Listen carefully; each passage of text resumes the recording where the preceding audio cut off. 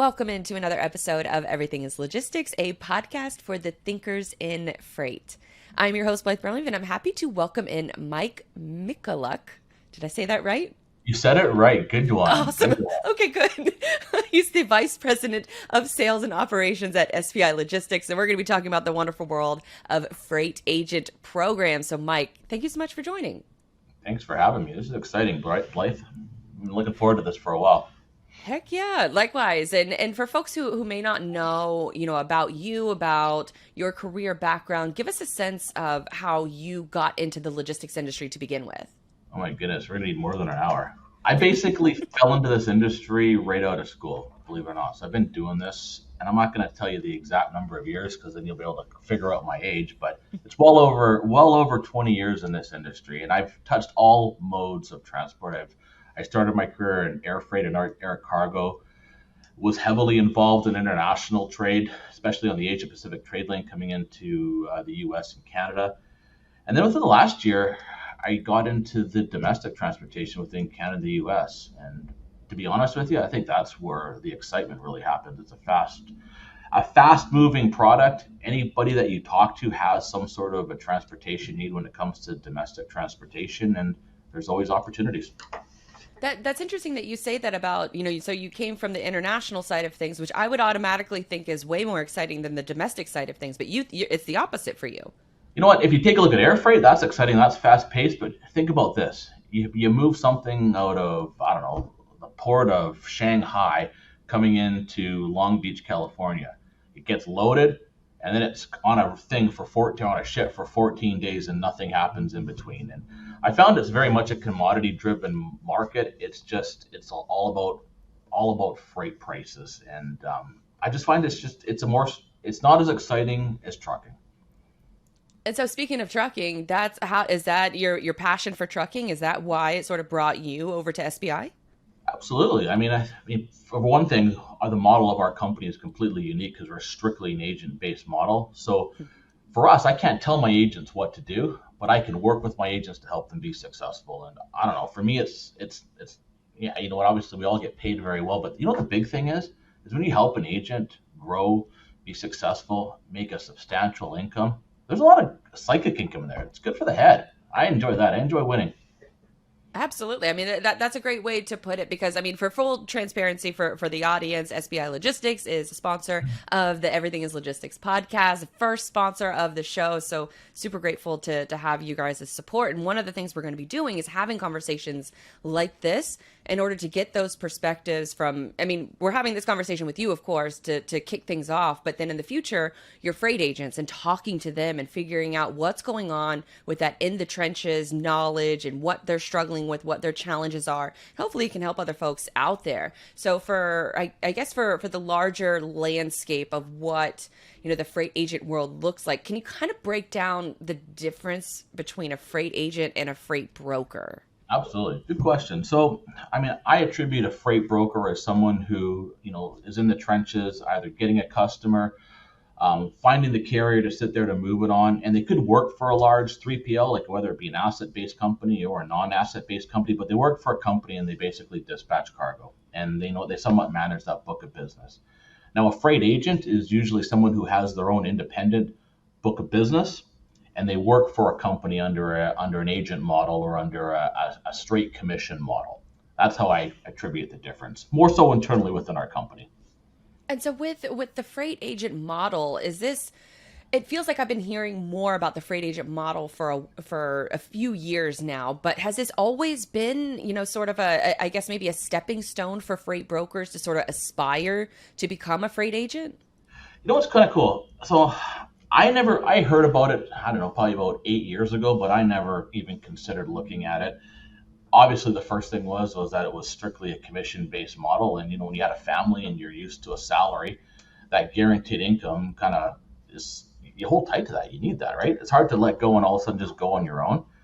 But a lot of the freight agents that have gone on their own are extremely successful. They're entrepreneurs. They have their own business, yet they don't have any of the financial risk where it comes to having to buy a TMS, having to worry about receivables and payables because the company that they represent as an agent take on all that financial risk. But in my mind, looking back, I probably wish I would have done this years ago because I probably would have been quite successful at it. But it is really a phenomenal experience for an entrepreneur to start and own their own business with very little risk. And so when you're mentioning the different freight agent program aspects, and so you mentioned accounts payable and a TMS software, what would the cost structure look like if a freight agent were just maybe starting out on their own and having to purchase all of these things versus partnering with a different company like yours? Oh, yeah, absolutely. I mean, I think if anybody wanted to start their own 3PL, the cost would be insurmountable. I mean, even if you had your own account base and you had your own contacts, I mean, buying a TMS software, you can get by on a monthly fee with it, but you'll have a very basic software. But if you want a real robust TMS software that ties into your customers' TMS system as well too in their own network, and to have all the tools that go along with load boards and obviously connections to those load boards would cost you in the thousands of dollars per month, plus the upfront cost for it as well. Then you got to get your MC number, you've got to get your own insurance, and then you got to have cash flow in order to sit there to pay the carriers and also to sit there and collect from your customers. And then what happens if you're running cash flow and your customer is, paying well over 30 days? Say they have 90. Say they don't pay you for 90 days. That's on you. But it's interesting because we brought on people that have been their own 3PLs where they've self-financed themselves, and it's interesting. I mean, two of the reasons, well, actually, probably the second reason they probably realized after, but the first reason why they do it was because they've been stuck with bad debt, and that drains their own cash flow. So for them, they don't want to take on any more financial risks. The second thing is once they come on and they realize that they don't have to worry about paying the carriers and collecting money from their customers, which if you put it into perspective, that takes a lot of time. Like there's a lot of time and manpower that goes into that they actually have more time to sell and to build on their book of business. So that was one of the added bonuses that they found after they came on board. They're like, wow, I have that much more time to really service my customers and to go after new customers. And then the other side of it is, I mean, your carrier relations. When you deal with a company like ours who's been around for 40 years and your reputation is solid with carriers, that helps. Carriers are picky. There's only certain people they want to deal with, and they want to make sure that who they're dealing with is reputable and that they're going to be paid on time too. And they're going to be around, for longer than 90 days than, maybe some of these other companies out here. Now, when you look at maybe like the grand, I guess, sort of landscape of freight agent programs, are there like bare minimums that most programs offer? And then there's like that next level above? Sort of give us a lay of the land of like the competition of what that looks like. Sure. I mean, we get people that contact us all the time that are looking to become a freight agent, whether they're with a company right now where they're on a salary and a commission level and they're looking to go out on their own, or even ones within other agencies that are looking for a change. Usually it happens because something has happened within their company that is frustrating them. One, they're probably not getting paid. Second thing is maybe they're not offering credit to their customers. Or the third one, which we see a lot of, is there's a lot of freight agent models that are out there that have so many agents and it's saturated. I mean, they can't go after new business because there's so many agents that are already working on that. So those are a couple of things that I really look at. I would look at, what financial risk do I have coming on into an agency? Some agency models will pass on bad debt or have a split on the bad debt with the agent, so they'll be on the hook for some of it. The other thing is they may get charged for some of the TMS add-ons. They may get charged for load boards or any type of API connections that need to take place with their customers. I think the biggest thing that anyone who is a freight agent now or who's looking to become a freight agent is do your research and don't talk to just one company, talk to many different companies. And it's got to be a fit. I mean, you got to feel comfortable with the company that you're working on. And we encourage any freight agents that we talk to, like, have you done your research on other companies? What are they offering that's really important to you that you feel is a good fit? What are some things that you're looking for that are really important and non-negotiable on your side? And just having those valuable conversations with them, you'll get a sense of who's the right fit and who's the not right fit. But I look at saturation huge. Find out how many agents do you have in your network. If I was to sit there and put forward an account list, how many of those are going to come back with being available for me to pursue?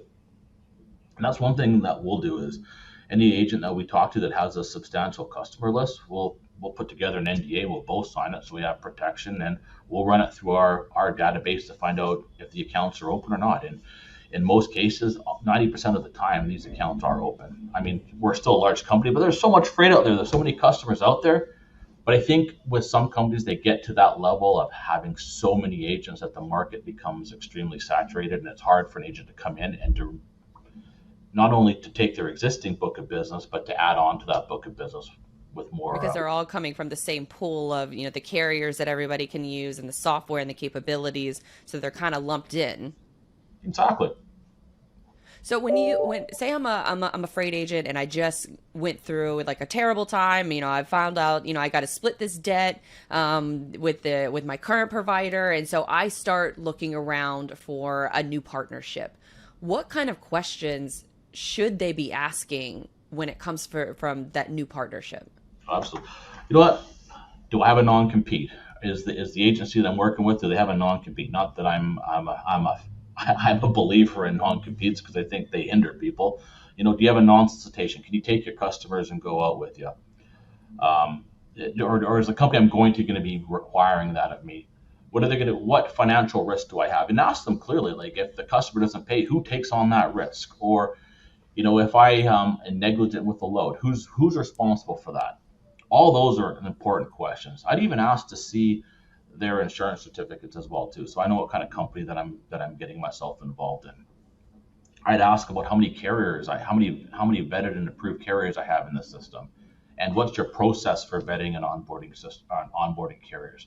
Is it automated? Which, if you're a large company, they should be automated, but are they automated? Are they following up when their insurances are due? All those kind of things are important questions.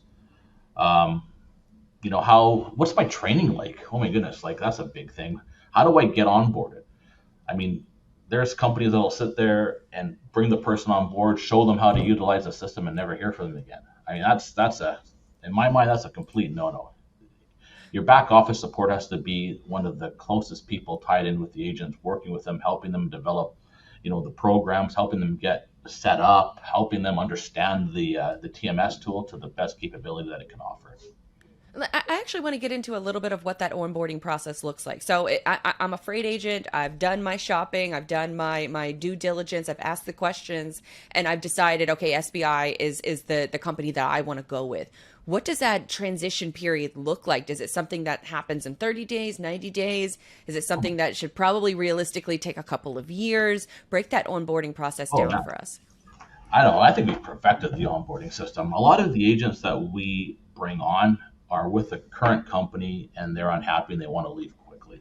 So our team back office support with Anita, and she's responsible for all our client care. She has perfected the onboarding process, and we can onboard a new agent within 2 days and have them fully up and running and operational. And wow. We've even done it too. We're on a weekend, on a Friday night, they decide they want to leave and be up and running on a Monday morning, and we've been able to do that. A lot of it starts with a little preparation, getting all their accounts set up with credit and entered into the system. But the training on the system is so user friendly. Plus, our back office support team, our client care team, works directly with the agents to show them how to book their loads in the system. They walk through the whole process until they're comfortable with it. And for some agents, it could be a longer process, with training and feeling comfortable with it. Others, they see it, they understand it, and they're off and running as well. So I believe that the onboarding process is not a lengthy process. And I think when agents with a current company aren't happy and want to leave, they leave quick. But when an agent is with a company and they're relatively happy, it's overwhelming to take your existing book of business, however big that is, if it's a $4 million, $10 million, $20 million book of business, tell your customers you're leaving to go to another agency, and that whole transition is completely overwhelming. And most people would rather work with an agency they're not 100% happy with just because of the work that goes involved with it. But we've really broken down that whole process to make it as easy as possible for the agent to onboard their customers, even help them talk to their customers about why they're leaving and the benefits they're going to have when they join the SPI network. And that alleviates a lot of that change and that stress that goes along with it. Is it almost a fear, I guess, maybe on their part that the customer is just going to say, I don't want to go through this change process. I don't know who you're going to. I'm comfortable with the way things are. And they have to alleviate that stress for them? Part of it's that. I mean, I think of it, here's a real powerful thing that freight agents have. Independent freight agents have this very powerful thing that they probably don't realize how good they actually have with the customer. A freight agent is a customer's best ally. They're the ones that are going to answer the phone at 5 o'clock in the morning. They're going to answer the phone call at 1 o'clock in the morning when they're in trouble and they need a load covered. Freight agents have the best relationships with their customers, and I'll explain why. If you're working as a broker for a large 3PL, you may be the salesperson and you have a good relationship with the customer, and then the operations person has a good relationship with the customer, and then there's somebody in credit who has a relationship with the customer. You have all these various people. So one of them leaves, they still have two people to fall back on. As a freight agent, that's the one and only person that they're dealing with, and the relationships with them are strong. And I challenge a lot of people, try and take a customer away from somebody who is an independent freight agent, and it's tough because they have that rock solid relationship that is hard to break. So when a freight agent is looking to come on board and they're probably fearful how their customer is going to react, you know what? In most cases, the customer is going to be the one that lacks if he doesn't follow the freight agent because he's so used to that phenomenal service and that relationship that he has with that particular individual. So And I I think, almost imagine you probably develop that rapport, that trust with your customer, that they're going to trust you that this is the right move for both of your relationship. absolutely, absolutely. But yeah, freight agents, in my mind, have solid relationships with their customers. It's a hard one to break, and a lot of freight agents probably don't realize how strong that relationship is. So after, an agent is onboarded, they're completed their training, they're up and running, what does the day-to-day look like for them? Are they now part of the SBI team, or do they really just kind of work independently like they always have been? They work independently. I mean, they have their own core carriers they're dealing with. They know the shipments that they're doing. There's a lot of things that come up in the day-to-day aspect of dispatching freight. And whenever they need support, they reach into our back office team and they'll walk them through whether it's a carrier's trying to hold a load hostage. We'll work with them on that, or if more credits needed, or for instance, some customers have some more requirements in order to grow the business. We need some more IT capabilities to work with that customer. They'll work with our IT team to have that connectivity set up with their customer. So it varies. Sometimes, a freight agent may go a couple days without having to talk to anyone in the office. Other things, depending on situations that come up, they could be talking regularly with it. And I think it's important. Our agents and our with it are really close to our team. They work pretty closely, not just because of the support, but we have the vested interest in trying to help them to succeed. So we'll work with them on strategies on how to grow their business, how to deep sell their customers. If it even comes down to it, we'll even go there with them to see their customers and try and help them Oh, grow wow. and develop the relationship even further. And our freight agents love that. I mean, when they're sitting in an office all day long, for them to go out on the road may be a little bit overwhelming, but we'll always have the back office support of our corporate office to work with them and help them grow and manage their business. So you've mentioned a couple times about, I guess sort of the marketing and the sales efforts for freight agents because they're largely working by themselves and they have, they're wearing a ton of hats. What, I guess, more successful programs or initiatives have you seen some freight agents take? Is it email marketing? Is it social media marketing? Is it just, deep selling their current customers? Give us a sense of what those programs look like for them. Yeah, I am first and foremost a huge component of deep selling your existing business, and it's interesting. When you've dealt with a customer for a long time, and perhaps you haven't seen them for a while, going out there, visiting them, and requalifying that business, you always find other opportunities. And in some cases, you may be only dealing with one person within the organization of your customer, and he handles one section of business. But there's other people within that company that handle other aspects of the business, which you may not even know about. So I find the deep selling initiative, and we work really closely with our agents on deep selling, and that's where a lot of them saw a lot of growth was cherry picking off their existing account base has brought a lot of fruitful rewards. And we've helped them, our agents, through that whole process, trying to, give them strategies on how to deep sell, what business to go after, how to do it, and we've seen success in that.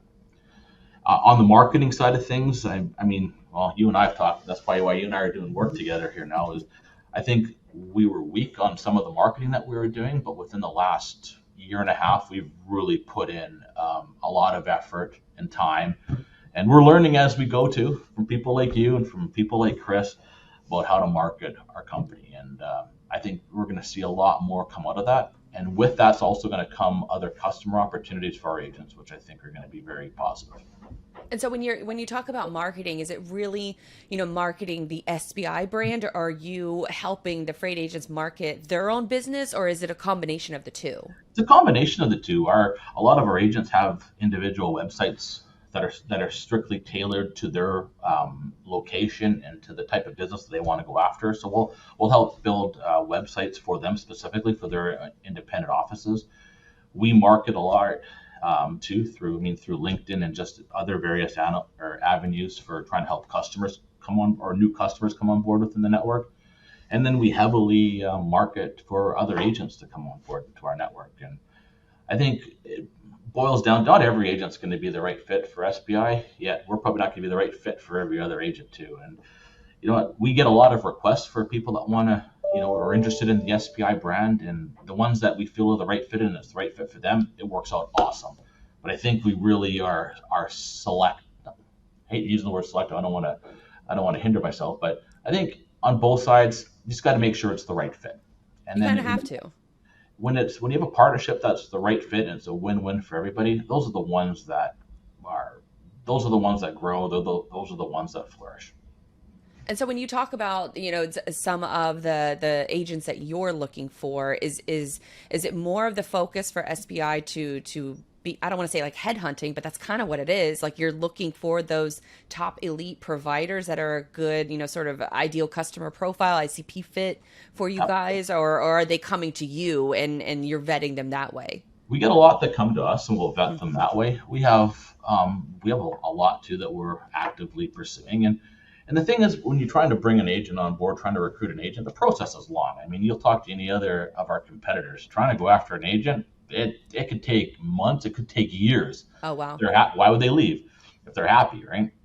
I find the time, and it's important, obviously, to keep in contact with them because, when something bad happens and they're upset, that's when they start looking. And that's your opportunity to try to have them come on to a different network. But it's a long process. So if I'm a freight agent and I'm thinking about, making that next phase move, what kind of things should I be preparing on my end of things in order to make sure that if I approach a company like SPI, that they're gonna take me in? Good question. I think understand your business. What are you doing in revenue? What are you doing in gross profit? What do your margin percentages look like? What kind of commodities are you moving? Is it freight all kinds? Are you specifically moving a specific niche? Like all those things are what a freight agent company like ourselves is going to ask. We're going to ask too, like what's important to you? What's important to you if you made a change? What are some non-negotiables? That's huge. You get a wide array of answers when it comes to that. A lot of it boils down to technology. What kind of technology do you need in order to satisfy your customers' requirements? And in some cases, you may not be getting what you need to satisfy your customers' requirements. That's where you want to, really look into the company that you're looking at to join. What is their technology? What kind of flexibility do they offer with technology? Are they adaptable to my customers if my customers have changing needs? Huge questions to ask. And I think there's a lot of companies out there that are investing in technology. Then there's some that are just holding tight with the technology they have. Then there's others that are really trying to be the pioneers of technology when it comes to the 3PL network. And those are the ones you really want to look at. That's important. Technology is expensive. And I think you'll find a lot of companies you talk to that want to be up there in that top echelon when it comes to technology. It's a lot of money, and you got to spend a lot of money in order to get the right tools in place and to keep, in line as technology starts changing. It's interesting. You go to Technovations at the TIA or other trade shows with regards to our industry, and every year you go, there's something new out there. So it's evolving. So we stay heavily at the forefront when it comes to technology. That's where the future is. Can you break that, go a little bit deeper on that for us? What I guess sort of bare minimum technology should a freight agent program be offering? And then are you guys, sort of, I would imagine that you guys are a couple steps ahead of that. I mean, are they having is from your TMS system? Can you post to various load board sites? Can you have an internal program for LTL2 where it's capturing rates with the very LTL providers within North America? I think that's important. What about connectivity to your customers? Can they push invoices through? Can they push loads into your system? Those are the things you really want to look at. And how in depth can they go with that? I think a big thing is asking a freight agency what flexibility they have with their tool. I mean, some of them are homegrown tools, so they have some flexibility. Some of them are utilizing you know, a, a standard platform, but asking them what kind of flexibility can they have with the platform to make it unique to what their business needs are. Those are huge. And I would say in the last 5 years since when we launched our new TMS program, and we have an in-house VP of IT who is completely hands-on building programs, it has taken it to the next level. And whereas before, with the old TMS system we're using, it was probably hindering us from bringing on new agents. Now, our TMS system, I don't have any roadblocks with bringing on any agent of any size anymore, just because we've invested heavily into technology. And so with SPI, they've invested, you just said heavily into technology. Is there one aspect of the freight agent program that you guys offer that you want to be able to offer in the future, or you have plans to offer in the future? It's a good question. I got a lot of different things that we're kind of working on. Here's what we're working on right now, which I think is good. And this will be launched within the next, I don't know, probably 6 to 8 weeks, is our carrier scorecard on the system. So right now, obviously, there's a lot of good carriers, a lot of bad carriers. But what we're trying to do is have our carrier scorecard where it's going to assess the risk for utilizing a certain carrier for claims or just poor performance or just past history. That's what we're doing. So when all of a sudden an agent wants to book a load with a specific carrier, the carrier information will come out and they'll be scored as to their percentage of having a successful transaction. And if the scorecard, if it's low, we would hope that the agent would not use them just because it's putting a risk to them, their customer, and also, you could have insurance claims. So I think that's a huge thing that's going to help make better choices on carriers to use, and it's going to help us partner with better carriers too. I mean that's a great way to answer that, because that's going to cut out a lot of the headache, I think, for a lot of these folks that are just in the day to day of booking loads and making sure the freight gets from one place to another. But it starts off with having those good relationships, especially from the carrier side of things. All right, Mike, what else do you guys have coming down the pipeline? What can folks expect from SPI related to the company overall? What kind of stuff should we expect from you guys? Well, I mean, we've already talked. We're going to have our agents come in and talk with you about their journey. I mean, we had a lot that came from a salaried role with a company where they were a salesperson, and all of a sudden transitioned to becoming a freight agent and having their own business. We want to share that journey with people, because I think, I mean, we kind of touched on it earlier. Not everybody understands what a freight agent does and how that whole process looks like. And obviously, there's a lot of fear that goes into it, taking a role where you're on a salary and commission, and all of a sudden you're going on your own and you're betting on yourself. So we're going to have some of our agents talk about that journey that they had, how they scaled their business. I think that's huge. An agent can come on board and, grow a certain book of business just with themselves, but then they want to expand and they got to hire other people. What does that whole process look like? So I think it's just sharing the agent journey is going to spur on more people to look into this way of doing business in the transportation market, and that's what we want to do. 100%. Well said, because I mean, I think freight agents are very similar to a lot of founders within this, or just founders in general, entrepreneurs in general. You're wearing a ton of hats and you want to know how you can do a better job for not only yourself and your time and your sanity, but also for your customers, because you want to do right by them, because without them, you're out of business pretty quickly. Exactly. But I don't know many businesses where you could actually own your own business with little to no financial risk or putting any money out there. Just bet on yourself. And there are customers out there that, I mean, everyone has a great relationship with their customers, but never put aside how valuable those relationships are. If your customer values you and likes you and wants to do business with you, they'll follow you. 100%. All right, Mike, where can folks say if you're a potential freight agent listening to this, where can folks, check out SPI's agent program, follow you, follow SPI, all that good stuff? Absolutely. And we get a lot of people just calling, just asking about, what the process is like to become a freight agent. And we're always open to have those conversations. There's a lot of potential for some good entrepreneurs in this industry to take on this freight agent model. And those are the people we want to talk to. Where did they find out more of that about that? In social media, the Yeah, website? we got all kinds. Check our website at www.spi3pl.com. Our LinkedIn page, our SPI Logistics, has a ton of information on being a freight agent, how to get in contact with us. You know what? Well, you'll have probably my name posted on there too. Search me on LinkedIn. Feel free to call me. I'm open to having those conversations. Heck yeah. I mean, you guys also have a really great marketing department too that even helped me with a couple of my podcast graphics. So they're gonna help you out. Absolutely, absolutely. There's enough resources out there to find us and to get in touch with us if you're interested.